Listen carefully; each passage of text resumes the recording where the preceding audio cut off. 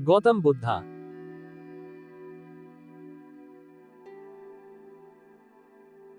बुद्ध का अर्थ है जागृत व्यक्ति। सिद्धार्थ गौतम, जिन्हें आमतौर पर बुद्ध के रूप में जाना जाता है, वह एक तपस्वी और धार्मिक शिक्षक थे जो 6ठी या 5वीं शताब्दी ईसा पूर्व के दौरान दक्षिण एशिया में रहते थे और उन्होंने बौद्ध धर्म की स्थापना की।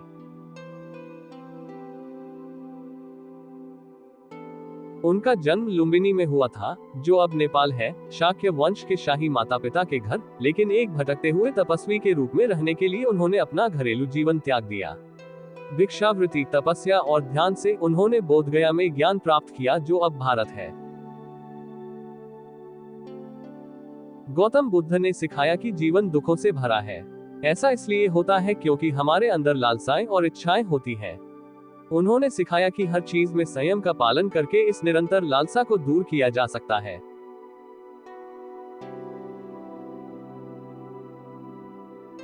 सिद्धार्थ का जन्म मौर्य राजा अशोक जन्म 304-232 ईसा पूर्व के शासनकाल से 200 साल पहले हुआ था। उनके पिता शुद्धोधन थे, जो शाक्य राष्ट्र के प्रमुख थे, जो कोसल के बढ़ते राज्य की कई प्राचीन जनजातियों में से एक थी। उनकी मां रानी माया, राजा सुद्धोधन की पत्नी थी। जिस रात गौतम गर्भ में थे, माया देवी ने सपना देखा कि एक सफेद हाथी उनके बगल में प्रवेश कर गया है, और सपने के बाद सिद्धार्थ का जन्म हुआ।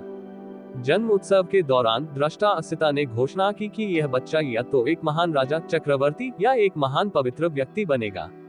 उनके पिता राजा शुद्धोधन सिद्धार्थ गौतम को एक महान राजा बनाना चाहते थे और अपने बेटे को धार्मिक शिक्षाओं या मानवीय पीड़ा के ज्ञान से बचाते थे। जब राजकुमार 16 वर्ष का हुआ तो उसके पिता ने उसी उम्र के एक कुलीन परिवार की यशोधरा से उसका विवाह तय कर दिया।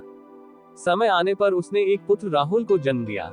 सिद्धार्थ गौतम ने कपिलवस्तु में एक राजकुमार के रूप में 29 साल बिताए, जो अब नेपाल में स्थित है।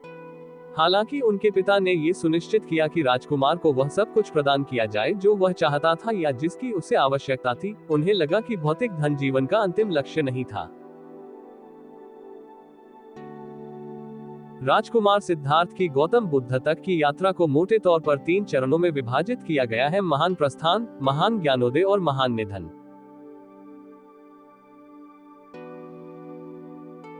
सिद्धार्थ के पिता नहीं चाहते थे कि बड़े होने पर उन्हें विलासिता के अलावा कुछ और अनुभव हो जो उन्हें आध्यात्मिक मार्ग अपनाने के लिए प्रेरित कर सके।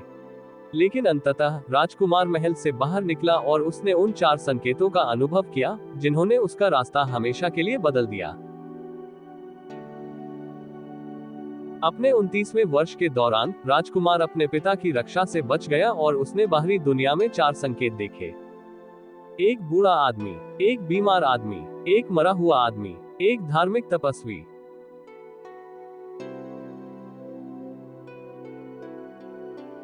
इन संकेतों के माध्यम से उसे एहसास हुआ कि वह भी बीमार हो सकता है, बूढ़ा हो जाएगा, मर जाएगा और वह सब कुछ खो देगा जिससे वह प्यार करता था। वह समझ गया था कि वह जो जीवन जी रहा था, वह इस बात की गारंटी देता था कि उसे कष्ट झेलना पड़ेगा और इसके अलावा सारा जीवन अनिवार्य रूप से अभाव या हानि से पीड़ित होने से परिभाषित होता है। इन दृश्यों और एहसास से परेशान होकर सिद्धार्थ ने 29 साल की उम्र में अपने विलासितापूर्ण जीवन, पत्नी, बेटे और परिवार को त्याग दिया। उन्होंने दुखों को दूर करने के तरीके सीखने के लिए समर्पित जीवन के लिए अपने पसंदीदा घोड़े कंथक पर महल छोड़ दिया। उन्होंने 2 साधुओं के साथ ध्यान किया और यद्यपि उन्होंने उच्च स्तर की ध्यान चेतना प्राप्त की, फिर भी वे अपने पद से संतुष्ट नहीं थे। उन्होंने तपस्वी जीवन में अपना प्रशिक्षण शुरू किया और शारीरिक और मानसिक तपस्या की जोरदार तकनीकों का अभ्यास किया। गौतम इन प्रथाओं में काफी निपुण साबित हुए और अपने शिक्षकों से भी आगे निकल गए। हालांकि उन्हें पीड़ा से मुक्ति के संबंध में अपने प्रश्नों का कोई उत्तर नहीं मिला। अपने शिक्षकों को पीछे छोड़ते हुए वह और करीबी साथियों का एक छोटा समूह अपनी तपस्या को और भी आगे ले जाने के लिए निकल पड़े। गौतम ने भोजन सहित सांसारिक वस्तुओं के पूर्ण अभाव के माध्यम से आत्मज्ञान पाने की कोशिश की और पूर्ण तपस्वी बन गए। लगभग भूख से मरने के बाद गौतम ने अपने रास्ते पर पुनर्विचार करना शुरू कर दिया। अंततः वह आधुनिक बिहार के गया पहुंचे, जहां उन्होंने एक बोधि वृक्ष के नीचे बैठकर ध्यान किया।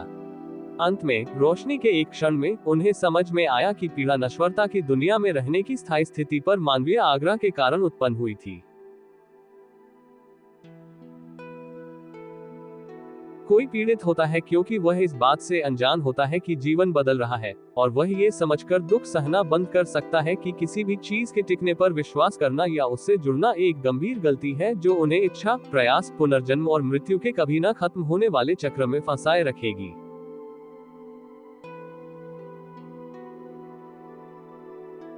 हालांकि अब वह अपना जीवन संतोष से जी सकते थे, फिर भी उन्होंने दूसरों को अज्ञानता और इच्छा से मुक्ति का मार्ग सिखाने और उनकी पीड़ा को समाप्त करने में उनकी सहायता करने का विकल्प चुना। उन्होंने सारनाथ के दीयपाक में अपना पहला उपदेश दिया, जहां उन्होंने अपने श्रोताओं को अपने 4 आर्य सत्य और अष्टांगिक मार्ग से परिचित कराया। 4 आर्य सत्य हैं। जीवन कष्ट में है। दुख का कारण तृष्णा है। दुख का अंत तृष्णा के अंत के साथ होता है। एक रास्ता है जो व्यक्ति को लालसा और पीड़ा से दूर ले जाता है। चौथा सत्य व्यक्ति को अष्टांगिक पथ की ओर निर्देशित करता है, जो उस प्रकार के लगाव के बिना जीवन जीने के लिए एक मार्गदर्शक के रूप में कार्य करता है जो कष्ट सहने की गारंटी देता है। सही दर्शय, सही इरादा, सम्यक वाणी, सही कार्य, सही आजीविका, सही प्रयास, सही दिमाग, सही एकाग्रता। कहा जाता है कि अपने जीवन के शेष 45 वर्षों में बुद्ध ने पूर्वोत्तर भारत और दक्षिणी नेपाल के गंगा के मैदानों में यात्रा की और प्रतिद्वंद्वी दर्शन और धर्मों के कई अनुयायियों सहित कुलीनों से लेकर सड़क पर सफाई करने वाले लोगों तक सभी को अपने सिद्धांत और अनुशासन की शिक्षा दी। बुद्ध ने अपने परिनिर्वाण या पूर्ण निर्वाण के बाद व्यवस्था जारी रखने के लिए बौद्ध भिक्षुओं और ननों संघ के समुदाय की स्थापना की और हजारों लोगों को धर्मांतरित किया। उनका धर्म सभी जातियों और वर्गों के लिए खुला था और इसमें कोई जाति संरचना नहीं थी। पाली कैनन के महापरिनिब्बान सुत्त के अनुसार 80 वर्ष की आयु में बुद्ध ने घोषणा की कि वह जल्द ही परिनिर्वाण या सांसारिक शरीर को त्याग कर अंतिम मृत्युहीन अवस्था में प्रवेश करेंगे। उनकी मृत्यु कुशिनारा में हुई। बुद्ध के शरीर का अंतिम संस्कार किया गया और अवशेषों को स्मारकों या स्तूपों में रखा गया है।